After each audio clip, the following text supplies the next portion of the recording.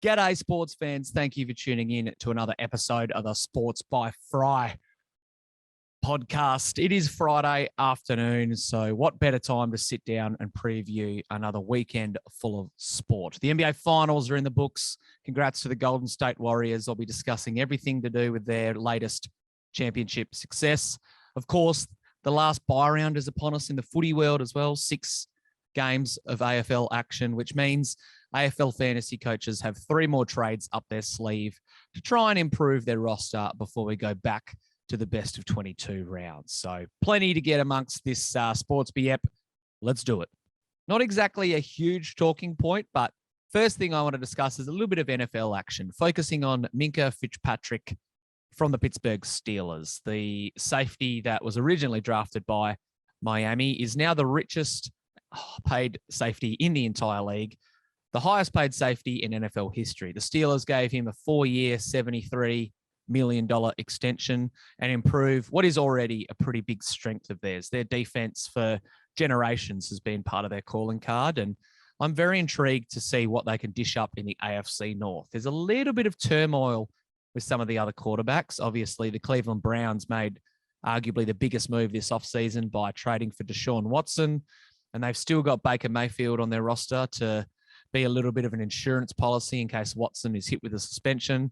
Lamar Jackson of the Baltimore Ravens, we're not exactly sure what's going on with his contract dispute, but it seems like he's going to play ball and everything will get sorted out for the Ravens. But it does maybe open the window for the Steelers to steal a couple of wins that they might not actually get, because on the offensive side of the ball, there are plenty of question marks. I'll talk more NFL fantasy stuff as the season gets closer, but Najee Harris, their running back, I think is going to be huge on offense this year and a great first-round top 5 pick. But outside of that, there's not a lot to get behind. They've got Mitch Trubisky currently slated as their starting quarterback. They obviously drafted Kenny Pickett in the first round of the NFL draft as well. So they've got options at quarterback, but I don't really love their receiving group, and their offensive line has some question marks. We saw that Ben Roethlisberger retired after last season.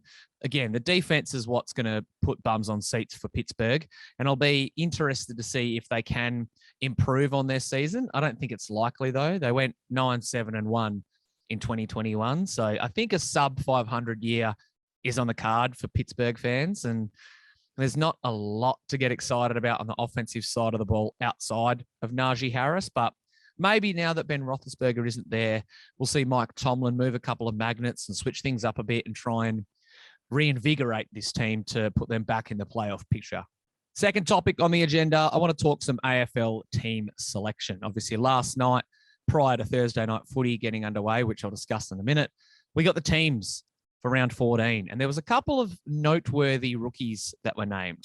We saw Massimo D'Ambrosio be named for the Essendon Bombers, mid-season draftee, taken 3rd overall, and he was making some waves and exciting a lot of potential recruiters in the AFL scene throughout the first half of the VFL season. He had a cup of coffee with Richmond and did a little bit of stuff. Essendon tried to get him to play for them before he was drafted, and 2 weeks or less than 2 weeks after being drafted, he's making his debut on Friday night footy. So that's pretty fucking cool, if you ask me. Like I said, he turned heads in the VFL. He had 101 fantasy points last week. He had 21 touches up to halftime. I think he ended with over 30.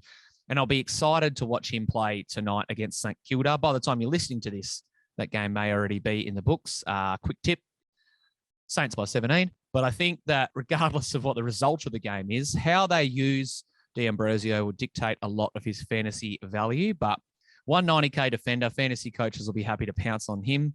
We saw that there was another mid-season recruit in Bryn Teakle who's set to rejoin the AFL system. I think he was with the Bombers previously. I don't think he's played a game, though, so technically making his AFL debut, which is great and exciting to see. He'll be probably shouldering half the ruckload I expect for Port Adelaide. They earlier in the week were saying they were pretty happy with Finlayson and keeping Charlie Dixon rolling through the ruck, but Bryn Teakle seems like a pretty exciting type of player. He kicked 3 snags in the sample last week, scored 77 with a dozen to 15 touches, a couple of hit-outs in that mix as well. So hopefully he can score well. Another 190K ruck forward. So fantasy coaches will probably be pouncing on those 2 blokes. But a big inclusion when teams was announced was also Braden Bruce. Now, he's been having a bit of a roller coaster season when it comes to being in and out of that Giants side. And we saw that Matty Flynn kept his spot in the team. They've played quite a few games together earlier this year, and it hasn't exactly impacted Bruce's scoring. But if you want to make a potential trade and bring Bruce in, I ditched the bloke last week, so great timing by the large fries and Coke. But you bring him in, that might help free up some cash to make another upgrade around the ground. I just want to temper expectations a little bit going up against Tim English, who I think is the number one trade target for blokes who are ditching Max Gawn to put into your R1 slot. But there's plenty of reasons to grab Prusy as well. And I think outside of a couple of rookies and Prusy, there weren't too many other noteworthy things with the teams. We saw that West Coast made about 7 to 8 changes to their lineup for something different. A couple of ins and outs here and there. Trav Boak is out with health and safety protocols, a couple of other things, but nothing really major. So we should be in for another ripper weekend of footy, especially from a fantasy perspective. Third topic today, I want to talk Thursday night footy. Like I said previously, I'm a big fan of it. And last night's game between Carlton and Richmond was worth watching. Seemed like a pretty good spectacle. I was able to tune into chunks and bits and pieces of it.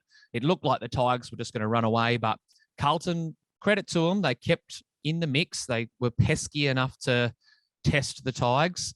Didn't get the 4 points at the end, and Tigers and Carlton seem to be heading in opposite directions, to be honest. Richmond's really hitting their straps now that they're at the pointy end of the season, or getting towards it at least. We've got about 2 months ballpark of the regular season still up our sleeves, a little bit longer actually, but Richmond now cementing a spot inside the top 8, which is good to see. I think they're right at the end of their premiership window, or their potential dynasty coming to a close. So like blokes like Trent Cotchin, Shane Edwards, Dion Presti is not probably in the same age bracket, Jack Rewalt, Dylan Grimes, Toby Nankervis, all these guys have played their best footy previously. Even Dusty, I reckon you can throw in that mix, who missed Thursday night footy. So it'll be interesting to see how far Richmond can go this year and what their back half of the season does look like. But they needed that win on Thursday night and they got it. Carlton, I haven't been a believer all year, to be honest. They've won a couple of games maybe that they shouldn't have. But, I mean, credit to what they've achieved so far. They've surprised me, not shocked me. I wouldn't say shocked. It's a bit of a statement. But, you know, they were sitting in 4th. I think they still will be technically, depending on how much Geelong win by on Saturday against West Coast. But 9-4 is a good record if you're a Blues fan, and I told you that that's where you'd be sitting when the bye rounds came to conclusion. So they probably only need another 2 to 3 wins, probably 3, 4 to play finals footy. And I'll be very intrigued to see if the Blues do continue their vein of form that they showed earlier in the year. It must be noted that their backline has been decimated by injury. We saw Caleb Marchbank play Friday against Carlton rather, and then go down with injury. Sam Durden came in and his replacement, and it looks like that poor bloke got injured as well. So they're without 4 or 5 of their not even first choice, but of their key backmen. So there's alarm bells ringing from that perspective. Cripper and Walshy still seem to be getting it done in the engine room though, and they've got stars around the mark. Georgie Hewitt has been arguably the pickup of the off-season. So the Blues I probably should have a little bit more faith in, but I don't really view them as serious premiership contenders. And their loss in round 14 could come back to bite them. I think that they're destined to finish in that bottom half of the top 8, but you could say the same about Richmond. So, you know, they lose to another team that's around the same mark as them. It's not the end of the world. It may be the end of the world for the Bulldogs if they lose. I think the GWS and Western Bulldogs game this weekend is easily the matchup of the round. The Dogs sitting at 6-6 aren't where they would like to be. I think it's, you know, not exactly groundbreaking to announce that. And GWS, as JLo and I talked about, seem like they're hitting their straps and starting to trend in the right direction. Where they play Harry Himmelberg is a big topic of discussion, but some of their big name players are starting to get back in form, with the likes of Whitfield, Cornelio, Josh Kelly going into their bye was arguably the form player of the comp. So we've known for years that the Golden State, that the Greater Western Sydney Giants have arguably the best on paper team. But if they can bring it all together and if that comes to fruition over the weekend, I wouldn't be shocked if I see the Dogs lose. And at 6-7, they'll probably have to finish with 13, 12 wins to make finals. And that's going to be a pretty tough ask to do from 13th, 12th on the ladder, which is probably where they'll be if they lose to the Giants on the weekend. Rightio. Fourth thing I want to talk about is the fourth championship for the Golden State Warriors, and mainly Steph Curry, Draymond, and Clay. Kudos to the Dubs. I don't think they were the best team all year, and I don't think they were the best team in the playoffs, but they were the best team in this series. Boston had their chances. They had 22 turnovers in this game, which just highlights some of their miscues that they've had throughout the series. Credit needs to be given to Golden State from a defensive standpoint. And like I talked about with J-Lo on Wednesday, I think that their experience really shone through in the end when it mattered most. Steph Curry had another 34 points, claimed his finals MVP award. Don't think that'll change anything. Everyone knows that Steph Curry is a legend and pushing for a potential top 10 place all time, but huge for the Dubs. I didn't expect them to bounce back this quickly and to be in a championship position. And like I've said previously, that might have been their final dead set crack at it. So it's great to see them get a win. 4 rings now for a lot of great players. And it means that there's no more basketball for a long period of time. But Andrew Wiggins, Jordan Poole, a lot of these guys improved their stature or potentially their profile around the league and may be able to be pried away from Golden State if someone wants to come and offer a bag. But Golden State cemented their dynasty with another championship. First time they've won since 2018, which has been a long time for Warriors fans. So spare a thought for all those Dub Nation faithful who've had to go through the hard yards before they got another chip.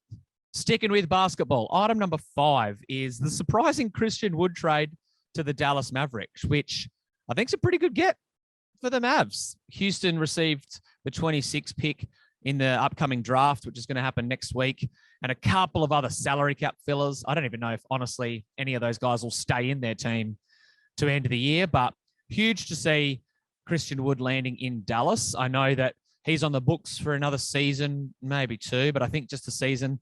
And Dallas now has a lot of blokes in that $10 to $20 million bracket. So do they extend Jalen Brunson this offseason? Is someone going to come and throw a lot of money at the bloke because he's a restricted free agent? That remains to be seen. But Christian Wood gives Luka Doncic and the Dallas Mavericks a nice pick and pop option. He averaged close to 20 and 10 during his time with the Rockets. And I can understand why Houston want to ditch him. They're probably going to take a front court player with the 3rd overall pick, someone like Paolo Banchero, Chet Holmgren, Jabari Smith Jr., and they've already got Alperen Şengün as well, who they drafted last year. So ditching Wood frees up a little bit of minutes for those guys and also gives them a little bit more cap flexibility moving forward whilst picking up some more draft capital. But from a Dallas perspective, this is big.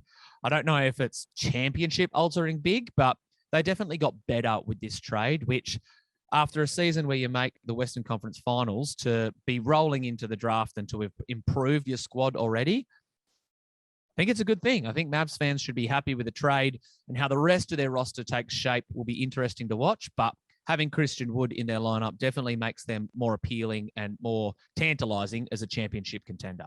Okie dokie. Last item. I know I've been doing 5 the last couple of weeks, but 6 is my favorite number. So I'm going to go out with 6 and talk some AFL fantasy, because there was a lot of people who have been shuffling to try and put green dots all over their field, myself included.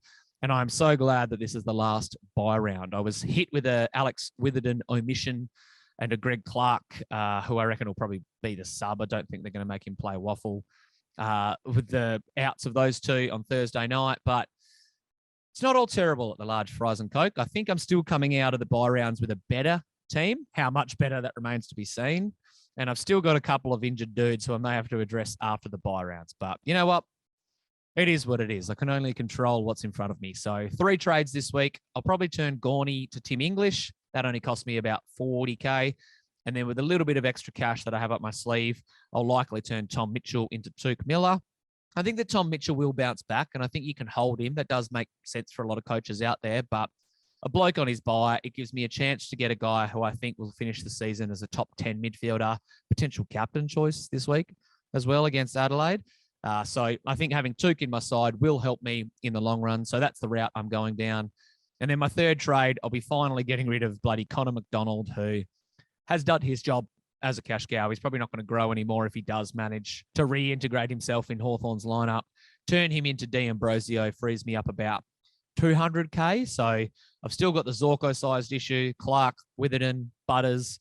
There's a couple of rookies in Saligo and Martin will still be on my field after the buys. So Still some issues to address and still some moves that I need to make, but having a little bit of extra cash in the bank should help me do that. I'm going to have 19 green dots, I think, after trades this week, which isn't the end of the world. Thank God Bryn Teakle made a surprise, got the surprise call up. I didn't think that was happening, but I'm stoked to see him in the team, which means that I've got a little bit of flexibility. If someone drops an absolute stinker and does a Mitch Owens or gets hurt, then at least I've got one insurance plan. So leaves me, like I said, with 200-ish K.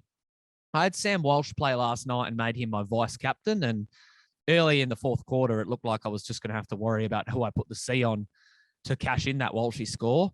At 109, it's probably a little bit lower than what coaches would like to take from a captain score. But given it's the buy rounds and some of the shit that's unfolded recently, I don't know if I want to go with Tuke Miller on debut against Adelaide, because I have a sneaky suspicion Adelaide's going to make that game a bit more competitive than most think. Josh Kelly, after being tagged by Kane Turner, worries me a bit. A lot of my other big name midfielders like Brayshaw and Neal are resting this round. So I think I'm going to take 109 from Walshy as my skipper score, which isn't great, but it's a guaranteed another near 110 points, which after the last buy round, I'll happily take. So that's how the large fries and Coke are shaping up. And the next 2 to 3 weeks will dictate just how serious my season will be. I've slipped back, like I said previously, to about 2,200th before this round got underway. And there are no guarantees that I'll be able to keep climbing upwards, but I'm going to die trying, that's for sure. And that's it. Another quick fire Sportsby pod in the books. 6 quick bite-sized news items to kickstart your weekend. Hopefully you have a good weekend. Good luck to all the fantasy coaches out there. Basketball fans, prepare yourselves because we're about to enter the dreaded off-season. There'll be plenty of rumors and plenty of stories to cover, but no hoops now until October, which does make me want to shed a single tear, but at least there'll be plenty of exciting stuff to monitor and plenty of stuff for me and JLo to talk about from an NBA perspective. So thank you for tuning into this episode. Have a ripper weekend. I'll catch you next time.